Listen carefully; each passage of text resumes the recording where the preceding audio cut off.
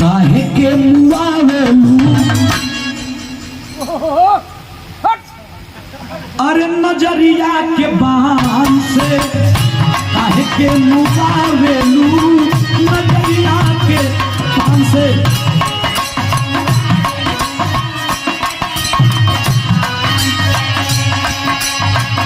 मरही के बाटे का मारी दाना जान से आप बोलते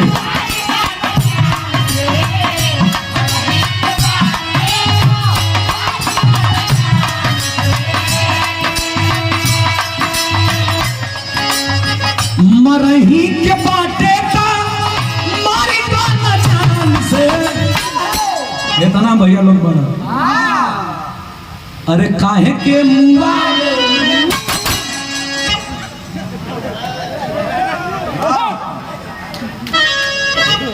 हमारा झटका यही तर चलेगा। हाँ लटका झटका फटका चमक के नहीं जरा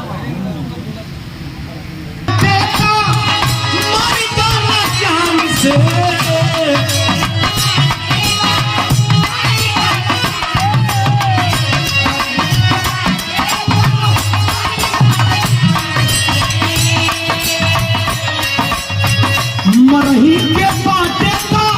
मारी दाना जान से अरे काहे के मुआवे अरे काहे के मुआवे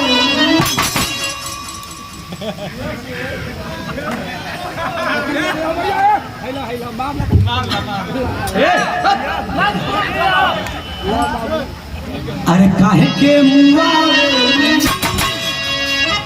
दोनों चरचल का रे नहीं हो अरे के काहे के मुआवे अरे नजरिया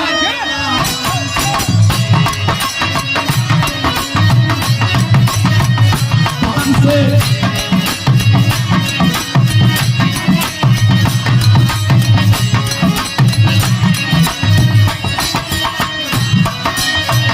लागता की लाज शरम लागता की लाज शरम पी गईलू भोर के ओढ़निया गईलू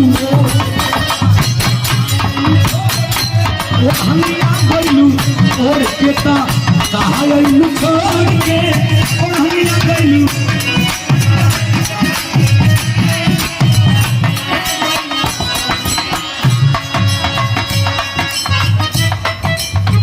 बरकछा और गुड्डिया दुलाए कभी मुझको हंसाए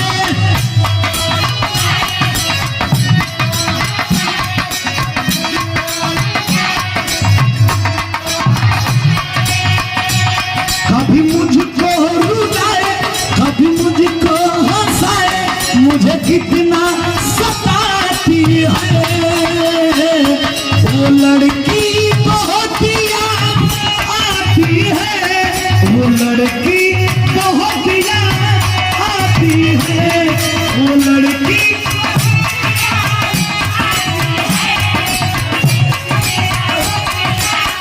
आती है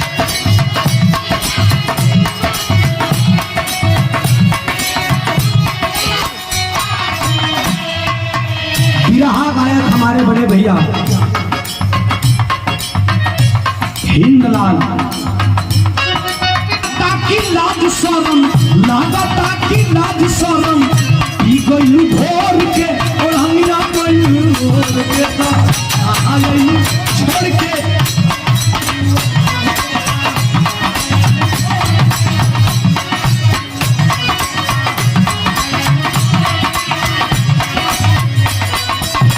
एक लाइन माटी में मिलाई बेलू बाबूजी के पगड़ी माटी में मिलाई बेलू बाबूजी के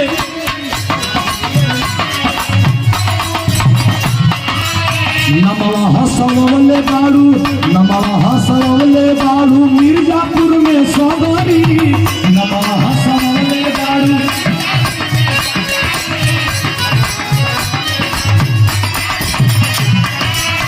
लागता की लड़का तोहके लागता के